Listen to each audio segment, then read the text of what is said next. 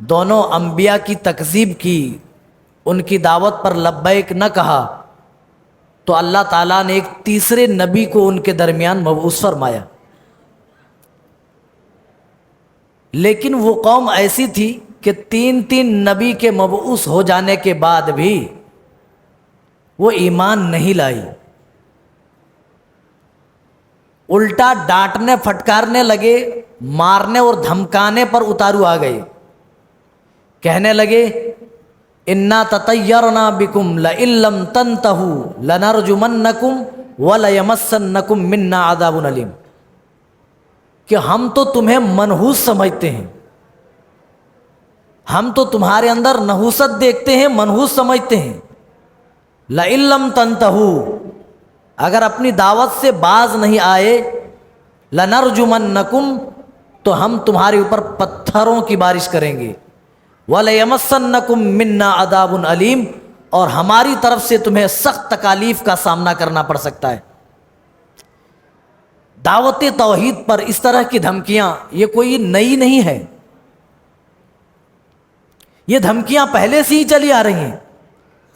حضرت ابراہیم علیہ السلام نے جب اپنے والد محترم کو دعوت دی تو انہوں نے یہی بات کہی تھی، اے ابراہیم لئن لم تنتہ لنرجمنک وَلَيَمَسَّنَّكُم مِّنَّا عَذَابٌ عَلِيمٌ، کہ ہم تمہیں پتھروں سے مار مار کر ہلاک کر دیں گے، اے ابراہیم تو ہمارے گھر سے نکل جا۔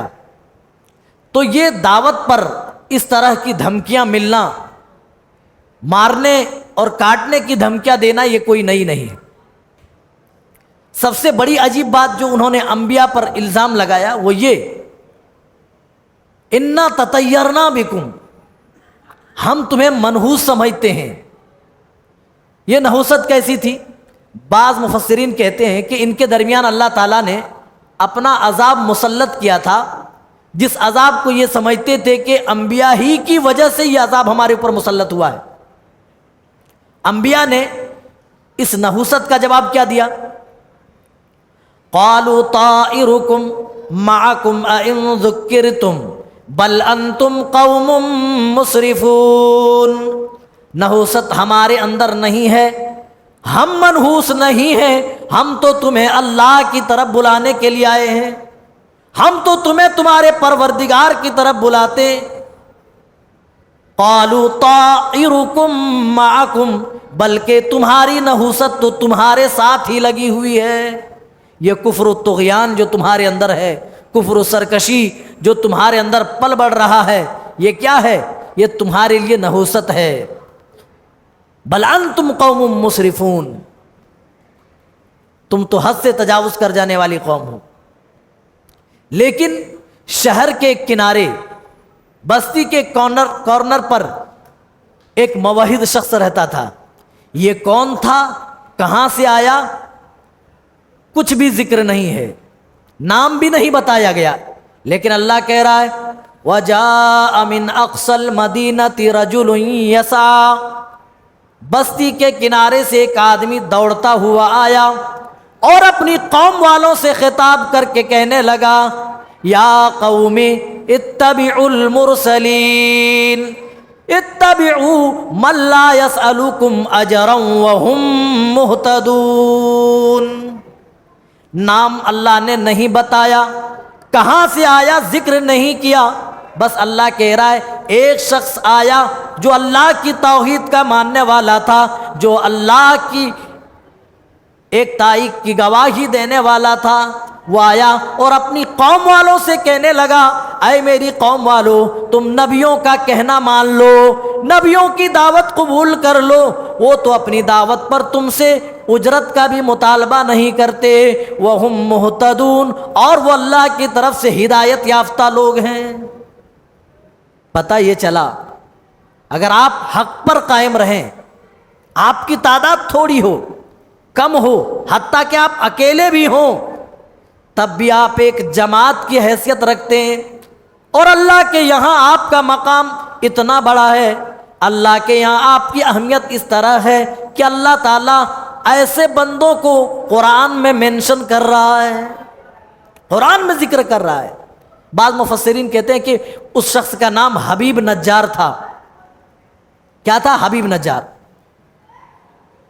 وہ حبیب نجار کہنے لگا قوم والوں سے تم ایمان لاؤ نہ لاؤ، وما لی لا اعبد الذی فطرنی والیہ ترجعون، میں تو ایمان لا رہا ہوں، میں تو نبیوں کی دعوت قبول کر رہا ہوں، بھلا مجھے کیا ہو گیا ہے کہ میں اس پروردگار کی عبادت نہ کروں جس نے مجھے پیدا کیا ہے.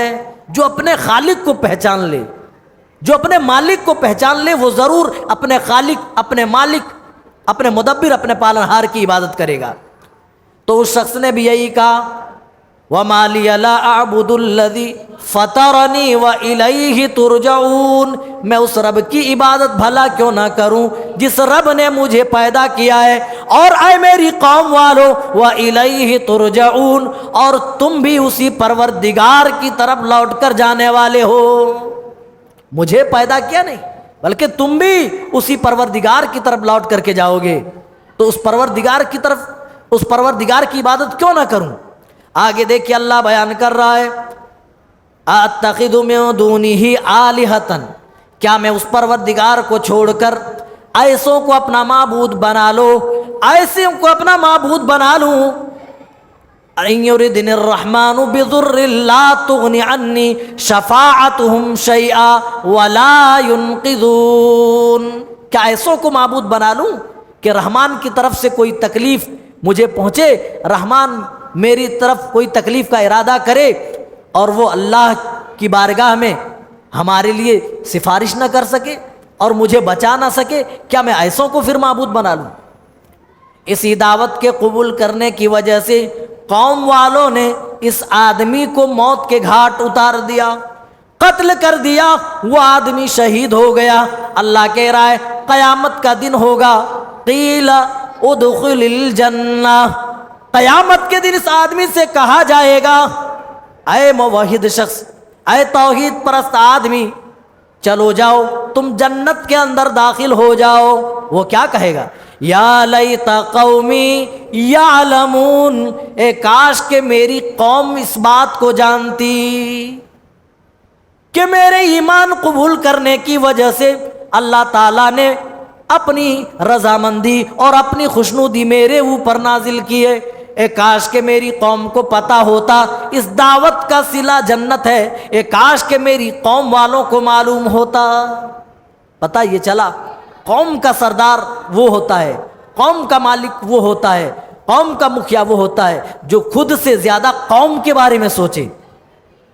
قوم والوں نے موت کے گھاٹ اتار دیا، لیکن پھر بھی جب اللہ تعالیٰ جنت میں اس بندے کو داخل کرے گا تو سب سے پہلے اپنی قوم کے بارے میں سوچے گا. اے کاش کہ اس کی قوم یہ جانتی کہ اللہ تعالیٰ نے اس کا مقام کتنا بلند کر دیا ہے، ان کو نیک لوگوں میں، اچھے لوگوں میں شامل کر دیا ہے. اے کاش کہ ان کے لوگوں کو اس بات کی جانکاری ہوتی.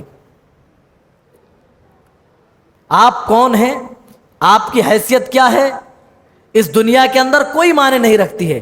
آپ اللہ کی نگاہ میں کیسے ہیں، آپ اللہ کی نگاہ میں کیا حیثیت رکھتے ہیں، وہ زیادہ معنی رکھتی ہے.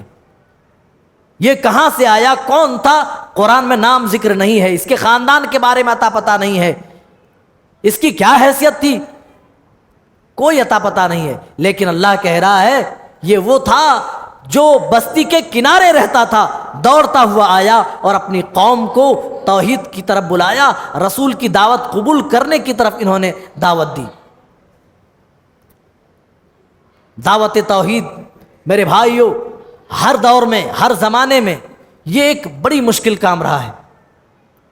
تمام نبیوں نے، تمام رسولوں نے جب اس دعوت کو دیا، اس دعوت کو جب پیش کیا لوگوں کے سامنے، تو طرح طرح کے مصائب، طرح طرح کی تکلیفیں اور طرح طرح کی مصیبتیں، ان تمام چیزوں کا سامنا کرنا پڑا.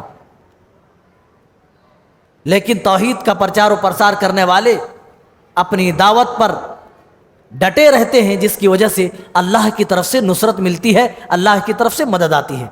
چلیے آگے بڑھتے ہیں. دوسری آیت،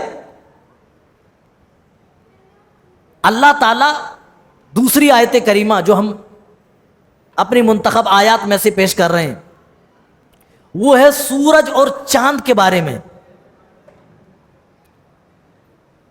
سورج اور چاند جس سے ہم دن اور رات دیکھتے ہیں، یہ لیل و نہار کا آنا جانا سورج کے ذریعے سے ہے۔ اس زمین اور سورج کی گردش سے ہی تغیرات موسم ہے، موسم کا بدلنا ہے، لیل و نہار کا آنا جانا ہے، اور چاند سے ہم اپنے مہینے کا حساب رکھتے ہیں۔ ہم جانتے ہیں کہ کون سا رمضان کا چاند ہے، کون سا شعبان کا چاند ہے، کب سے ہمیں روزے رکھنا ہے، کب ہمیں عید الفطر منانا ہے۔ اللہ سورج اور چاند کے بارے میں دیکھیے کتنی حکمت کی باتیں بتا رہا ہے۔ سائنس تو آج ترقی میں آئی، سائنس تو پہلے مانتی تھی کہ سورج تو اپنی جگہ پر برقرار ہے، زمین ہل رہی ہے، زمین گھوم رہی ہے، چاند گھوم رہا ہے، سارے سیارے گھوم رہے ہیں، لیکن سورج کے بارے میں سائنسدانوں کی یہی تھیوری تھی کہ سورج اپنی جگہ پر استھر ہے، سورج نہیں گھومتا۔ قرآن نے پہلے ہی بتایا تھا وَالشَّمْسُ تَجْرِي لِمُسْتَقَرٍّ لَهَا، سورج کا بھی ایک راستہ، ایک محور ہے، اس کے لیے بھی ایک مدار ہے، وہ اپنے مدار پر گردش کر رہا ہے، چل رہا ہے۔ کہتے نہیں بس دنیا چل رہی، سورج اپنی جگہ پر ہے۔ قرآن نے کہا نہیں، ہم دنیا کے چلنے کی تردید نہیں کرتے، لیکن سورج چل رہا ہے، اس کو ماننا پڑے گا۔ آج اتنا لمبا عرصہ گزرنے کے بعد آج جب نئی تحقیق آئی ہے تو کہنے لگے نہیں جی سورج بھی اپنے ایکسس پر گھوم رہا ہے۔ ہم قرآن تو وہی کہہ رہا ہے لِمُسْتَقَرٍّ لَهَا، اس کے لیے ایک راہ ہے، ایک مدار ہے، وہ اپنے محور پر، اپنے مدار پر وہ گھوم رہا ہے۔ اچھا، اللہ نے سب کے گھومنے کا ایک محور بنایا ہے، ایک دائرہ بنایا ہے۔ سورج اپنے دائرے کار میں گھوم رہا ہے، چاند کا بھی ایک دائرہ ہے، وہ اپنے دائرے میں، جتنے بھی سیارے، جتنے بھی پلانٹس ہیں، سب اپنے اپنے دائرے کار میں گھوم رہے ہیں۔ کسی کو اجازت نہیں، مثال کے طور پر ابھی آیت آ رہی ہے لَلشَّمْسُ يَنبَغِي لَهَا أَن تُدْرِكَ الْقَمَرُ وَلَا اللَّيْلُ سَابِقُ النَّهَارِ، سورج کو اجازت نہیں کہ وہ چاند کے مدار پہ گھس جائے، اور چاند کو بھی اجازت نہیں کہ وہ سورج کے مدار پہ آ جائے۔ سب اپنے اپنے ایکسس پہ گھوم رہے ہیں، سب کا اللہ تعالیٰ نے ایک راستہ ہموار کر دیا ہے سب کے لیے، کہ سورج کے لیے اجازت نہیں کہ وہ چاند کے محور میں گھس جائے، اور چاند کو بھی اجازت نہیں کہ سورج کے محور میں گھس جائے۔ اللہ اکبر۔ ہم اس طرح سمجھتے ہیں یہ سورج ہمارا کیا ہے، اس کو ہم مرد مان لیتے ہیں، اور چاند کیا ہے، عورت ہے۔ تو مرد عورت کے محور میں نہیں گھس سکتا، اور عورت بھی مرد کی محفلوں میں نہیں جا سکتی ہے۔ اچھا، سورج اگر چاند کے مدار میں داخل ہو جائے، چاند کے محور میں آ جائے، تو قرآن کہتا ہے دنیا کا نظام درہم برہم ہو جائے گا۔ ہم نے سب کے لیے الگ الگ محور بنائی ہے، اور اگر چاند کے محور میں سورج داخل ہو جائے تو دنیا تباہ ہو جائے گی، دنیا برباد ہو جائے گی۔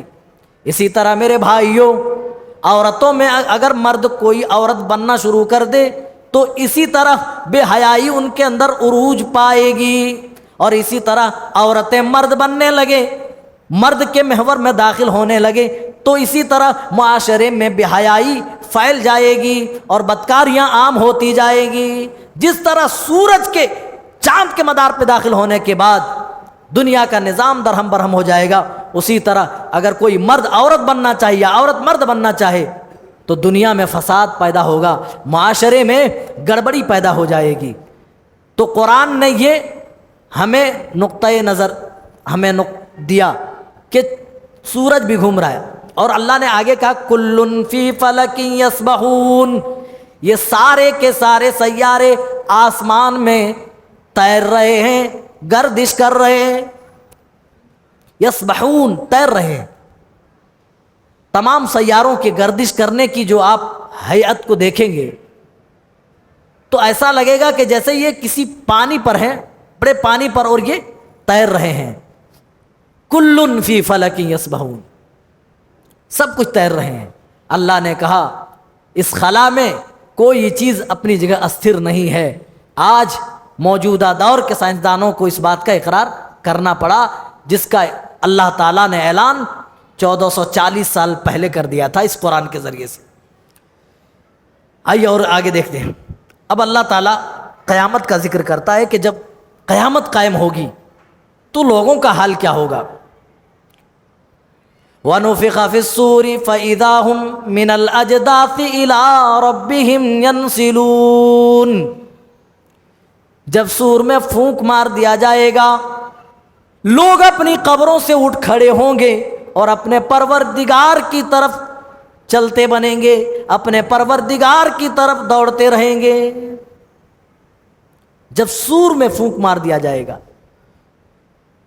یہ نفخہ ثانیہ کا ذکر ہو رہا ہے۔ ایک بار تو جب پہلی دفعہ سور میں پھونک مارا جائے گا تو تمام جاندار چیزیں سب ختم ہو جائیں گی، سب کو موت آ جائے گی سوائے رب ذوالجلال کے،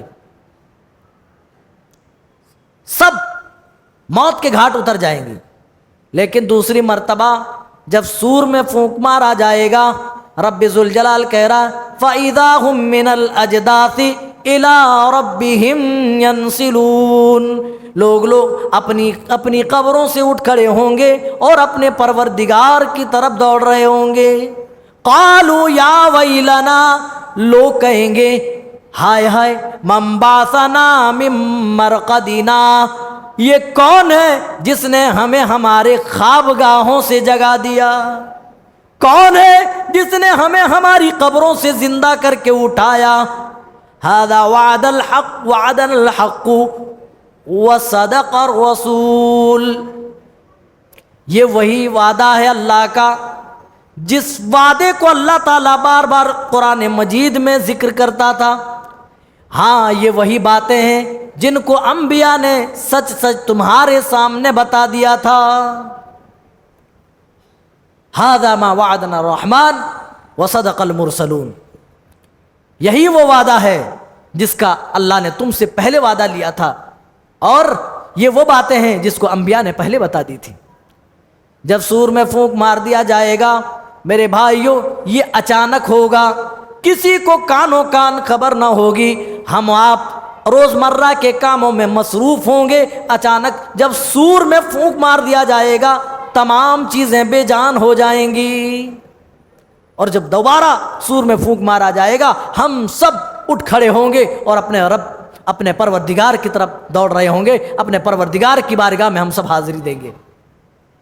وہ مرحلہ بڑا خطرناک مرحلہ ہوگا میرے بھائیوں، جب ہم اپنے پروردگار کی طرف دوڑ لگا رہے ہوں گے، جب ہم اپنے پروردگار کی عدالت میں اس کی بارگاہ میں کھڑے ہوں گے۔ اللہ اسی دن کا آگے ذکر کرتا ہے الیوم نختم علی افواہہم، اے میرے بندو، اس دن ہم ان کے منہ پر تالے لگا دیں گے، مہر لگا دیں گے، وَتُكَلِّمُنَا أَيْدِيهِمْ، اور ان کے ہاتھ ہم سے بات کریں گے، وَتَشْهَدُ أَرْجُلُهُمْ، اور ان کے پیر ان کے کرتوتوں کی گواہی دیں گے۔ میرے ساتھیوں، آج ہم گناہ کر رہے ہیں، لاکھ ہسٹری ہم ڈیلیٹ کر دیں، لیکن وہ پروردگار کو معلوم ہے، اور پروردگار کے ساتھ ہمارے ان اعضائے جسم کو معلوم ہے جس کے ذریعے ہم نے گناہ انجام دیے۔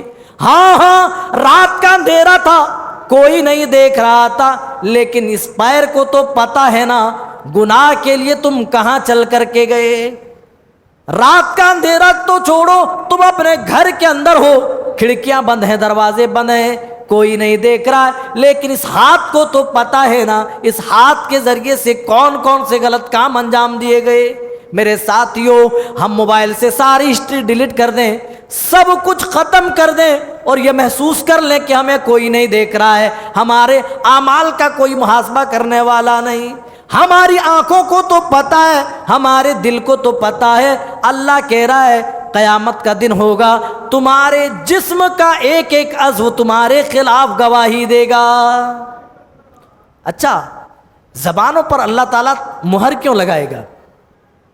پتہ یہ چلا، گناہگار ہونے کے باوجود، مجرم ہونے کے باوجود، یعنی جن کا جرم ثابت ہو جائے گا وہ بھی اپنی صفائی میں عذر پیش کریں گے، کہیں گے میرے پروردگار ہم دنیا میں مشرک نہ تھے، اللہ ہم دنیا میں تیری آیتوں کی تکذیب نہ کرتے تھے،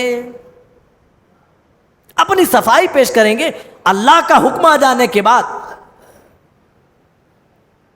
اللہ جب حساب لے لے کسی سے، اور حساب لینے کے بعد بندہ اپنی صفائی پیش کرے، تو وہاں صفائی پیش کرنے کے لیے کسی کو اجازت نہیں۔ اسی لیے اللہ تعالیٰ زبانوں پر تالے لگا دے گا. الیوم نختم علی افواہہم وتکلمنا ایدیہم، یہ ہمارے ہاتھ بول پڑیں گے اور ہمارے پیر گواہی دیں گے. پیارے نبی صلی اللہ علیہ وسلم نے ارشاد فرمایا کہ انسان کے جسم سے جو سب سے پہلی گواہی لی جائے گی وہ اس کی ران ہوگی. ران، یہ ہماری ران بول پڑے گی ہمارے خلاف. انسان کہے گا اے اعضائے بدن، میں نے تو تجھے ہی بچانے کے لیے میں نے جھوٹ بولا تھا، میں نے عذر پیش کیے تھے، لیکن تو ہمارے خلاف گواہی دے رہا. اعضائے بدن کہیں گے ارے ہم کیوں نہ بولیں جب اس پروردگار نے ہمیں قوت گویائی عطا کی، جب ہمیں بولنے کا اس نے حکم دیا تو ہم کیوں نہ بولیں. میرے بھائیو، اسی لیے ایسا مت سوچو گناہ کرتے وقت کہ کوئی نہیں دیکھ رہا ہے.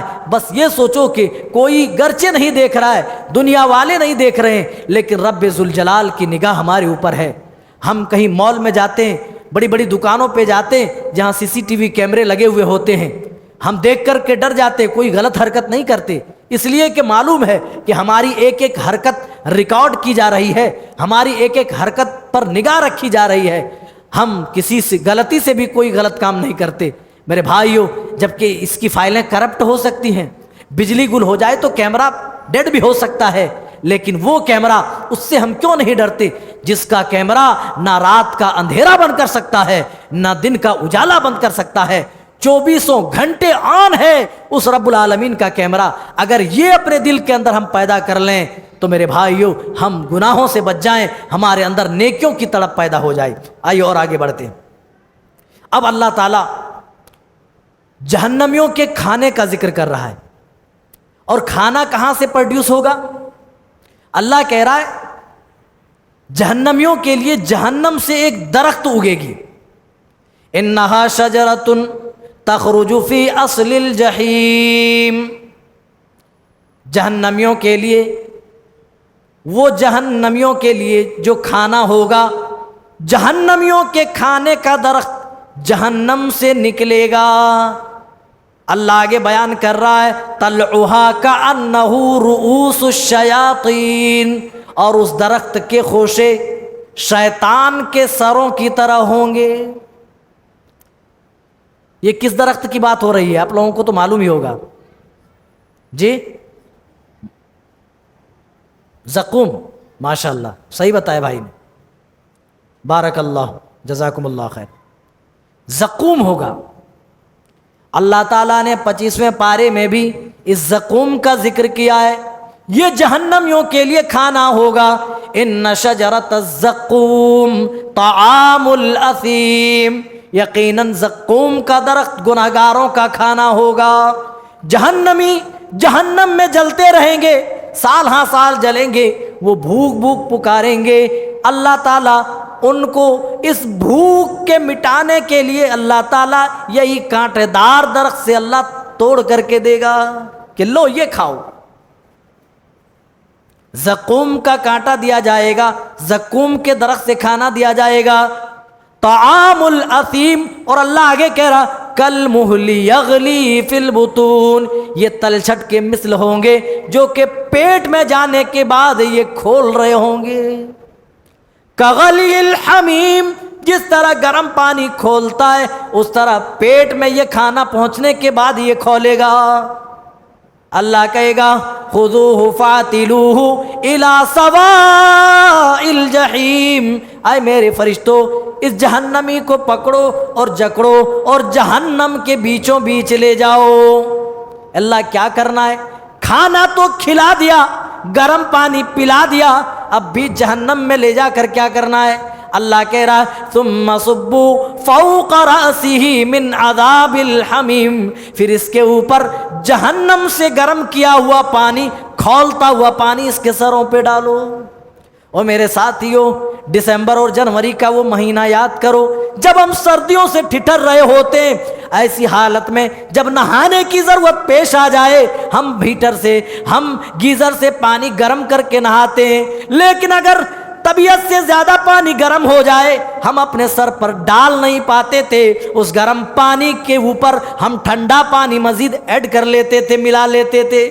میرے ساتھیوں، دنیا کی آگ سے گرمایا ہوا پانی سخت سردی میں بھی اپنے سروں کے اوپر ڈال نہ پائے، جو پانی جہنم کی آگ میں گرم کیا ہوگا، او میرے ساتھیوں بتاؤ جب سر پر ڈال دیا جائے گا تو جہنمیوں کی حالت کیا ہوگی؟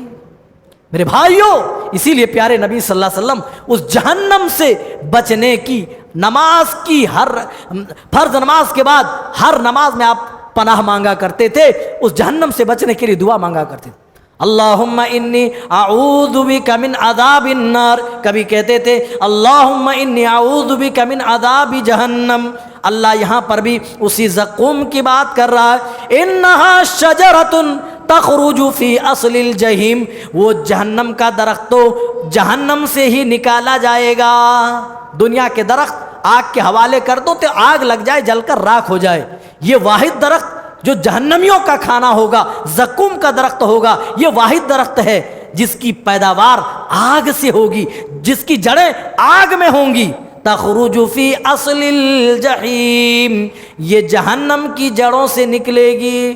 طلعها کأنہ رؤوس الشیاطین، اور اس کے خوشے ایسے ہوں گے جیسے شیاطین کے سر ہیں۔ خوبصورتی کی مثال دیتے ہوئے ہم کسی کے لیے بولتے ہیں نا، ارے وہ تو بالکل فرشتہ لگتا ہے، تو بدصورتی کی مثال پر ہم کیا کہتے ہیں؟ ارے شیطان ہے، یعنی شیطان انتہائی بدصورت، انتہائی ڈراؤنے شکل کا، انتہائی خطرناک ہوگا۔ اللہ کہہ رہا ہے اسی طرح اس کے خوشے ہوں گے، اور جب جہنمی یہ کھانا کھائیں گے تو یہ کھانا پیٹ میں پہنچنے کے بجائے گلے میں اٹک جائے گا، گلے میں اٹکنے والا کھانا ہوگا۔ قرآن میں دوسری جگہ سورہ اللہ تعالیٰ نے غاشیہ میں فرمایا لا یسمن ولا یغنی من جوع، جہنمیوں کو جو کھانا جہنم میں دیا جائے گا اس سے کچھ نہ پروٹین ملے گا، نہ اس سے اور کوئی نیوٹریشن ملے گی، نہ اور کوئی دوسری چیز فائدے میں ملے گی۔ ولا جو ولا یغنی من جوع، اور نہ ہی اس سے بھوک مٹنے والی ہے۔ ایسا نہیں کہ کھا دیا تو اب چلو بھوک مٹ گئی، اور ایسا بھی نہیں کہ تھوڑی بہت نیوٹریشن مل گئی جس کی وجہ سے جسم کو کچھ فائدہ ہو جائے۔ اللہ کہہ رہا لا یسمن ولا یغنی من جوع، یہ ایسا کھانا ہوگا جس سے نہ جسم کو فائدہ ہوگا اور نہ ہی اس سے بھوک مٹے گی۔ میرے بھائیوں، جہنم سے اسی لیے بار بار پناہ مانگو، یہ جہنم سے خود کو محفوظ کرنے کا مہینہ ہے، اس لیے اس مہینے میں بکثرت جہنم سے پناہ مانگو۔ آگے بڑھتے ہیں۔ اس کے بعد اللہ تعالیٰ حضرت ابراہیم علیہ السلام کا ذکر کرتا ہے۔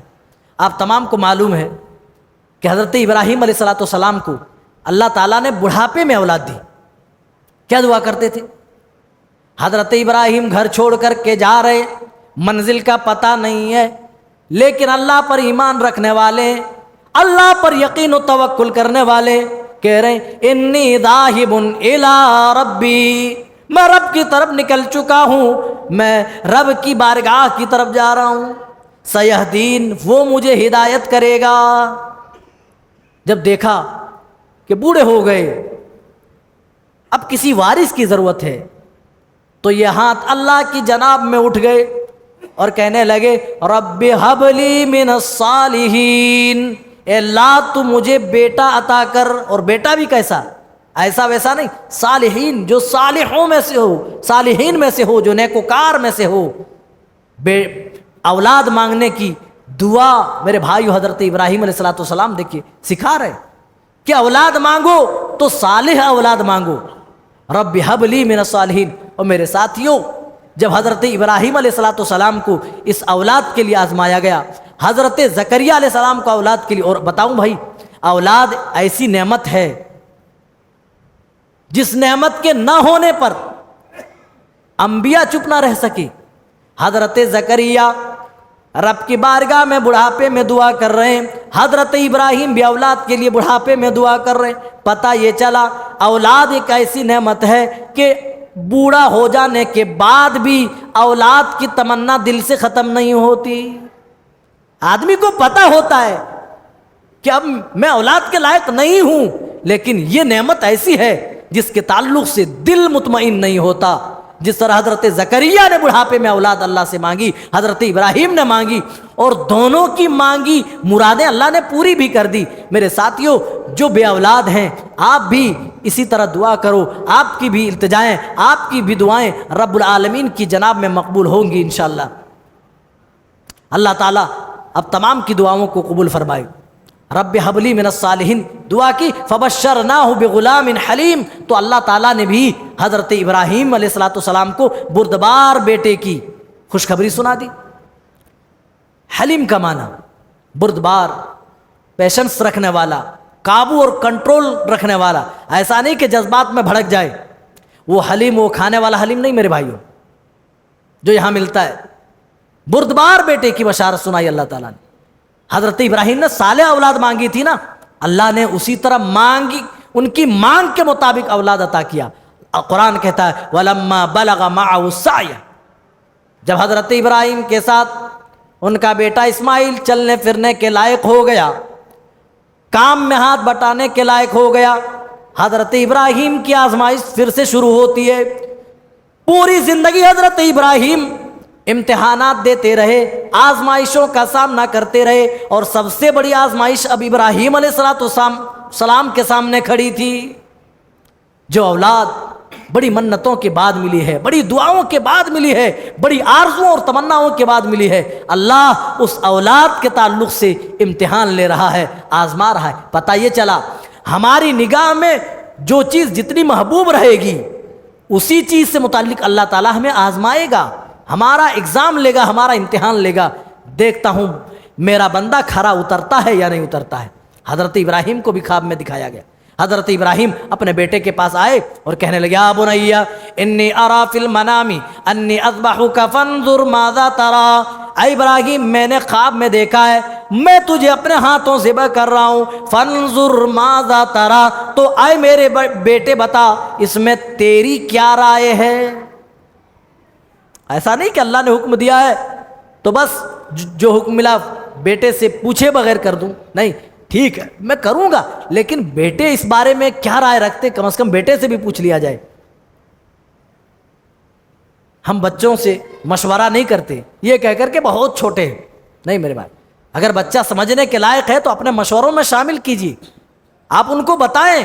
حضرت ابراہیم دیکھیے نبی ہیں، دوسروں سے بیٹے سے پوچھنے کی ضرورت کیا ہے، لیکن کہہ رہے میرے بیٹے میں نے ایسا ایسا خواب دیکھا ہے، فانظر ماذا تری، اب بتا اس معاملے میں تیری کیا رائے ہے۔ بیٹا بھی تو بردبار مانگا گیا تھا نا، نیک و صالح مانگا گیا تھا نا۔ اور میرے بھائیوں حضرت ابراہیم علیہ السلام کہاں ہیں؟ ملک شام میں، اور حضرت اسماعیل کہاں پلے بڑھے؟ مکے کے اندر پلے بڑھے۔ حضرت اسماعیل کے ساتھ حضرت ابراہیم نہیں تھے، کبھی کبھار آتے تھے ملنے کے لیے، یہ فلائٹ تو تھی نہیں کہ 2 گھنٹے میں آ جاتے، آنا بھی ہوتا تو کئی مہینے لگ جاتے تھے میرے بھائی، کئی دنوں کا سفر ہوتا تھا، اونٹ پر، گھوڑوں پر، گدھوں پر سفر ہوتا تھا۔ تو پتہ یہ چلا ان کی ماں ہاجرہ نے ان کی تربیت کی تھی، اور تربیت بھی کیسی، باپ نے جیسے ہی حکم سنایا میرے بیٹے یہ اللہ کا حکم ہے، میں نے خواب میں دیکھا ہے۔ بیٹے کو بھی معلوم ہے انبیاء جو خواب دیکھتے ہیں انبیاء کے خواب سچے ہوتے ہیں۔ پیارے نبی صلی اللہ علیہ وسلم نے اماں عائشہ کو کیا کہا تھا؟ ان عینی تنامان، جب پوچھا گیا اللہ کے رسول کیا آپ وطر پڑھنے سے پہلے سو جاتے ہیں، تو آپ نے اماں عائشہ سے کہا تھا عائشہ ان عینی تنامان ولا ینام قلبی، میری آنکھیں سوتی رہتی ہیں لیکن دل جاگتا رہتا۔ انبیاء کے جو دل ہوتے ہیں وہ سوتے نہیں ہیں، وہ جاگتے رہتے ہیں، اسی لیے انبیاء جو خواب دیکھتے ہیں نا ان کے خواب بھی حقیقت ہوا کرتے ہیں۔ تو اسماعیل کو بھی معلوم ہو گیا، اسی لیے کیا کہا؟ یا ابت افعل ما تؤمر، اے میرے ابو جان جس چیز کا آپ کو حکم ملا ہے آپ کر ڈالیے، ستجدونی انشاء اللہ من الصابرین، اللہ نے چاہا تو آپ مجھے صابروں میں سے پائیں گے۔ اللہ اکبر، بیٹا بھی کیسا مطیع فرما بردار، جس طرح باپ کی اطاعت کر رہے ہیں رب کا بھی بڑا مطیع ہے۔ معلوم ہوا کہ یہ رب کا حکم ہے، کہنے لگے اے میرے ابو افعل ما تؤمر، جو حکم ملا ہے اس کے مطابق کر ڈالیے، ستجدونی انشاء اللہ من الصابرین، اللہ نے چاہا تو انشاءاللہ آپ مجھے صبر کرنے والے پائیں۔ قرآن کہتا فلما اسلما وتلہ للجبین، لٹا دیا، دونوں اس کام کے لیے ریڈی ہو گئے، اور باپ نے بیٹے کو لٹا دیا، قریب تھا کہ باپ کے ہاتھوں بیٹا ذبح ہو جائے، باپ کی چھری بیٹے کی گردن پہ چل جائے، اللہ نے کہا وَنَادَيْنَاهُ أَيَّا إِبْرَاهِيمُ، ہم نے آواز لگائی اے ابراہیم قد صدقت الرؤيا إِنَّا كَذَلِكَ نَجْزِي الْمُحْسِنِينَ، تو نے اپنے خواب سچ کر دکھایا اے ابراہیم، ہم اسی طرح محسنین کو بدلہ دیا کرتے ہیں۔ اللہ تعالیٰ نے جنت سے ایک مینڈا عطا کیا اور اللہ نے کہا کہ یہ بہترین تمہارے لیے فدیہ ہے، اور کہا کہ حضرت ابراہیم کا نام ہم نے پچھلوں میں باقی رکھا۔ میرے بھائیوں، اتنی آزمائشوں اور ان مرحلوں کے ساتھ ایک موحد آدمی گزرتا رہتا ہے۔ ایک موحد کے سامنے جب آزمائشیں آتی ہے تو ان آزمائشوں سے وہ ڈرتا نہیں ہے، ان کا پیر نہیں ڈگمگاتا، آزمائشوں میں پڑھ کر کہیں الٹا قدم وہ پیچھے نہیں ہٹا لیتا، بلکہ آزمائشوں میں ثابت قدم رہتا ہے اور نکھر کر کے سامنے آتا ہے۔ جب آزمائش پوری ہو جاتی ہے نا تو اللہ تعالیٰ اور بلند مقام عطا کر دیتا ہے۔ اس کے بعد اللہ تعالیٰ مکے والوں کا اعتراض بیان کر رہا ہے۔ جب پیارے نبی صلی اللہ علیہ وسلم نے مکے والوں کے سامنے کہا اے لوگو تمام معبودان باطلہ کا انکار کر دو، ایک اللہ پر ایمان لے آؤ، اور دیکھو اس کلمے کی برکت سے تمہیں صرف دنیا میں ہی فائدہ نہیں ملے گا بلکہ تمہاری آخرت سنور جائے گی، دنیا بھی تمہاری بن جائے گی۔ تو کیا کہا انہوں نے؟ اجعل الآلہۃ الہا واحدا، اے محمد یہ کیسے ہو سکتا ہے؟ سارے معبودوں کے بالمقابل ہم ایک اللہ پر کیسے ایمان لے آئیں؟ ان ھذا لشیء عجاب، یہ تو بڑی ہی عجیب بات ہے، ہم لات کو چھوڑ دیں، منات کو چھوڑ دیں، عزا کو چھوڑ دیں، حبل کو چھوڑ دیں، بس ایک اللہ کو اپنا حاجت روا مان لیں، ایک اللہ کو اپنا مشکل کشا مان لیں، اسی کو بگڑی بنانے والا مان لیں، اسی کو نفع اور نقصان کا مالک سمجھیں۔ اے محمد یہ تو بڑی ہی عجیب بات ہے۔ اور سورہ زمر میں اسی پارے میں وہ صورت آتی ہے، اللہ تعالیٰ انہی کے بارے میں کہہ رہے ما نعبدہم الا لیقربونا الی اللہ زلفا والذین اتخذوا من دونہ اولیاء، جو اللہ کو چھوڑ کر دوسروں کو معبود بناتے ہیں، دوسروں کو پکارتے ہیں، وہ کیا کہتے ہیں؟ وہ یہی تو کہتے ہیں کہ ہم اس لیے پکارتے ہیں تاکہ یہ اللہ کے ہمیں قریب کر دیں۔ آج بھی جو غیروں کو پکارنے والے لوگ ہیں ان سے پوچھیں کہ بھائی اللہ کو چھوڑ کر قبر والوں کو کیوں پکارتے ہو؟ وہ یہی کہ نہیں جی ہم قبر والوں کو نہیں پکارتے، ہم تو ان سے اپنی دعائیں اللہ تک پہنچواتے ہیں، وہ تو ایک ذریعہ ہے، وسیلہ ہے، ہم تو وسیلہ لیتے ہیں۔ اور مکہ والوں کا عقیدہ کیا تھا؟ وہ بھی یہی کہا کرتے تھے ما نعبدوہم الا لیقربونا الی اللہ زلفا، یہ اللہ کے مقرب لوگ ہیں، یہ اللہ کے پہنچے ہوئے بندے ہیں، ہم ان سے اس لیے دعائیں کر رہے ہیں، ان کی مجاوری اسی لیے کر رہے ہیں، ان کی پوجا پرست اس لیے کر رہے ہیں تاکہ یہ ہماری دعائیں اللہ تک پہنچا دیں۔ ہم گناہگار لوگ ہیں، ہماری دعائیں ڈائریکٹ اللہ نہیں سنتا۔ سیم یہی عقیدہ کفار مکہ کا تھا جو آج موجودہ مسلمانوں کا ہے۔ ان سے آپ کہیں کہ بھائی قبر والوں پر تم چڑھاوے کیوں چڑھاتے ہو، کیوں ان کے لیے نظریں مانتے ہو، کیوں ان کے لیے ذبیحے تم دیتے ہو، تو وہ یہی کہیں گے بس وسیلہ لے رہے صاحب، جس طرح بڑے منتری سے ملنے کے لیے چھوٹے منتری سے ملا جاتا ہے اسی طرح ہم بس وسیلہ لے رہے ہیں۔ اللہ اکبر، کیا گھٹیا مثال اللہ کے لیے، اللہ کے لیے ایسی کوئی مثال دی جاتی ہے؟ میرے بھائیو ٹھیک ہے ہماری زبان کمزور ہے، ہم اپنی بات اللہ تک نہیں پہنچا سکتے، تھوڑی دیر مان لیا جائے، لیکن اللہ کی سماعت کے بارے میں آپ کا کیا خیال ہے؟ اس کی سماعت کا تو یہ حال ہے وَهُوَ عَلِيمٌ بِذَاتِ الصُّدُورِ، وہ سن تو اس طرح رہا ہے، اللہ کہہ رہا ہے او میرے بندو تمہارے دلوں میں جو دھڑکنے والی صدائیں ہیں، تم جو سوچتے ہو اللہ تعالیٰ تمہاری اس سوچ سے بھی باخبر ہے۔ کالے پتھر پر کالی چیٹی کالی رات میں جب چلتی ہے اس پروردگار کو ایک ایک حرکت معلوم ہے۔ اس پروردگار کے بارے میں ہم مثال دے رہے ہیں کہ بھائی نہیں ہم ڈائریکٹ اللہ نہیں سنتا ہے، بس ہم ان کو وسیلے کے طور پر استعمال کر رہے ہیں۔ یہی تو مشرکین مکہ کا عقیدہ تھا، پھر تو وہ مشرک ہو گئے، کافر ہو گئے، اور یہی عقیدہ ہم رکھیں اور پکے مسلمان۔ میرے بھائیو یہ دوہرے ماپ ڈنڈ اللہ کے ہاں نہیں چلتے ہیں، یاد رکھیں۔ آخری آیت، حضرت سلیمان علیہ السلام کا ایک چھوٹا سا واقعہ ذکر کیا گیا ہے کہ ان کے سامنے خوبصورت گھوڑے لائے گئے، بڑے خوبصورت دیکھنے میں تھے۔ حضرت سلیمان علیہ السلام بڑے بادشاہ تھے بھائی، صرف انسانوں پر ہی نہیں دیگر مخلوقات پر بھی اللہ تعالیٰ نے انہیں حکومت دے رکھی تھی، تصرف دے رکھا تھا۔ ان کے سامنے خوبصورت گھوڑے لائے گئے، یہ دیکھنے میں ان کی خوبصورتی میں اس طرح محو ہو گئے کہ عصر کی نماز فوت ہو گئی۔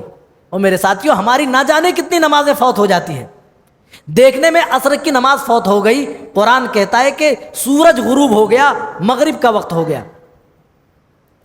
جب حضرت سلیمان علیہ السلام کو اس چیز کی خبر لگی تو دوبارہ ان گھوڑوں کو منگوایا اور ذبح کرنے کا حکم دیا۔ کیوں؟ کیونکہ اس چیز کے بدولت، اس کی خوبصورتی نے ہمیں اس طرح محو کیے رکھا، اپنی طرف گرفتار کیے رکھا، اس کی وجہ سے ہم اللہ کے ذکر سے غافل ہو گئے تھوڑی دیر کے لیے۔ اور یہ ہمارا موبائل ہمیں راتوں دن اللہ کے ذکر سے غافل کرتا ہے، پھر بھی ہم موبائل کو اپنے لیے فتنہ نہیں سمجھتے، اپنے سے دور نہیں کرتے۔ میرے بھائیو، کیرم بورڈ جو کھیلتے ہو، اس کی وجہ سے آپ کی نمازیں چھوٹ جا رہی ہیں، آپ کی جماعتیں چھوٹ جا رہی ہیں، آپ اس کو اپنے لیے باعث فتنہ نہیں سمجھ رہے۔ جو چیز آپ اور اللہ کے ذکر کے درمیان رکاوٹ بنے، اللہ کی قسم وہ چیز آپ کے لیے فتنے کا باعث ہے۔ اسی لیے اللہ تعالیٰ نے فرمایا سورہ منافقون میں، لا تلہکم اموالکم ولا اولادکم عن ذکر اللہ، اے ایمان والو، یہ مال و دولت، یہ اولاد کہیں تمہیں اللہ کے ذکر سے نہ روک دیں، اللہ کے ذکر سے غافل نہ کر دیں۔ اور جو ایسا کرے گا وَمَن يَفْعَلْ ذَلِكَ فَأُولَٰئِكَ هُمُ الْخَاسِرُونَ، وہ تو سراسر گھاٹا اٹھانے والا ہوگا، نقصان اٹھانے والا ہوگا۔ ہم کتنی نمازیں چھوڑ رہے ہیں، ہمیں اس کی فکر نہیں ہوتی۔ حضرت سلیمان علیہ السلام گھوڑے کو دیکھتے ہوئے خوبصورتی میں اس طرح محو ہوئے کہ ایک بس نماز چھوٹی نہیں، بس وقت نکل گیا، دوسرے وقت میں پڑھی، اس کی وجہ سے انہوں نے گھوڑے ذبح کرنے کا حکم دے دیا۔ میرے ساتھیو، ہمارا کیا حال ہے؟ اس تعلق سے ہمیں خود کا محاسبہ کرنا چاہیے۔ رب العالمین سے آئیے دعا کریں کہ رب العالمین ہم تمام کو صحیح سمجھتا فرمائے، اللہ ہم سب کو کہنے سننے سے زیادہ عمل کی توفیق دے، آمین۔ والسلام علیکم ورحمۃ اللہ وبرکاتہ۔